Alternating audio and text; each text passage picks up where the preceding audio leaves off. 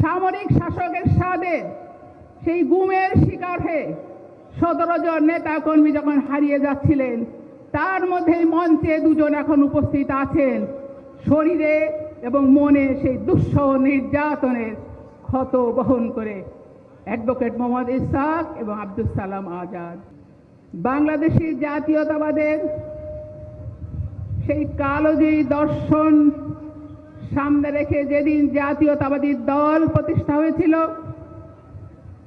আমি বিনয়ের সাথে মনে করিয়ে দিতে চাই, যারা আজকে যশোর সংগঠন নিয়ে শঙ্কা প্রকাশ করছেন, এই যশোর থেকে কেন্দ্রীয় আহ্বায়ক কমিটিতে 2 জন সদস্য অন্তর্ভুক্ত হয়েছিলেন অন্য কোনো জেলা থেকে নয়, মরহুম আফসার সিদ্দিকী এবং জনাব তরিকুল ইসলাম।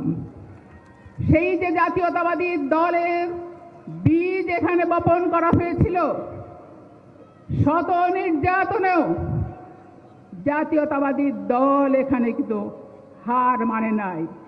সামরিক শাসকের সাথে সেই গুমের শিকার হয়ে 17 জন নেতা কর্মী যখন হারিয়ে যাচ্ছিলেন, তার মধ্যেই মঞ্চে দুজন এখন উপস্থিত আছেন, শরীরে এবং মনে সেই দুঃসহ নির্যাতনের ক্ষত বহন করে অ্যাডভোকেট মোহাম্মদ ইসহাক এবং আব্দুল সালাম আজাদ।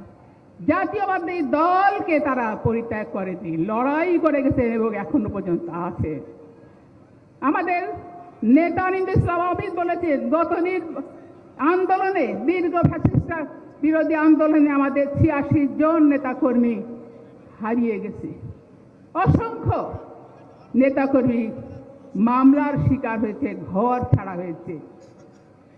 রাজপথ ছেড়ে আমরা যাইনি। আমাদের আন্দোলনে যখন নির্মম নির্যাতনে লাঠি পেঠায় দিশাহারা আমার ছত্রভঙ্গ কর্মীরা, আমাদের মহিলা দল, ছাত্র দল, যুব দল, স্বেচ্ছাসেবক দল সহ সকল কর্মীরা যখন ছত্রভঙ্গ, ওই দোকানদার ভাইয়েরা তাদেরকে আশ্রয় দিয়েছে, ওই পথচারীরা তাদের লুকিয়ে রেখে, এই শক্তি আমাদের শক্তি। আমরা একটি মন্ত্র মুখে নিয়ে সেদিন লড়াই করেছিলাম, শির দেগা নাহি দেগা আমামা।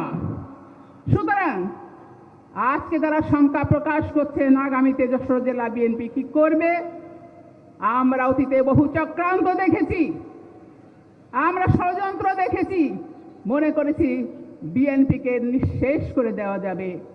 যশোর জেলা বিএনপির যে ভিত, জাতীয়তাবাদী শক্তির যে বীজ এখানে পতিত হয়েছে, এই দীর্ঘ আন্দোলনের মধ্যে দিয়ে এক ঝাঁক তরুণ নেতৃত্ব আমাদের সামনে উঠে এসেছে। আমার মহিলা দল, যুব দল, ছাত্র দল, স্বেচ্ছাসেবক দলের অগণিত তরুণ নেতাকর্মীরা আজকে মাঠে আছে এবং তারা নেতৃত্বের আসনে আসবেন। এই তরুণ নেতৃত্ব যাদের জীবন থেকে 17টি বছর উজ্জ্বল সময়টি হারিয়ে গেছে, তারা এখন দৃঢ়তার সাথে এই জাতীয়তাবাদী দলের পতাকা উত্তোলন করে আছে। মাননীয় চেয়ারম্যান, আপনাকে আমরা আশ্বস্ত করতে চাই, জাতীয়তাবাদী দলের নেতৃবৃন্দের ঐক্য অটুট আছে। যশোর জেলা বিএনপির সুযোগ্য নেতৃত্ব এবং সফলভাবে কে আরও পরিণতির দিকে এগিয়ে যাবে। সাময়িক মেঘ আকাশকে আচ্ছন্ন করতে পারে, কিন্তু কবির সে কথাটি বলে আমি শেষ করব, মেঘ দেখে কেউ করিস রে ভয়, আড়ালে তার সূর্য হাসে, হারা শশীর হারা আলো অন্ধকারেই ফিরে আসে।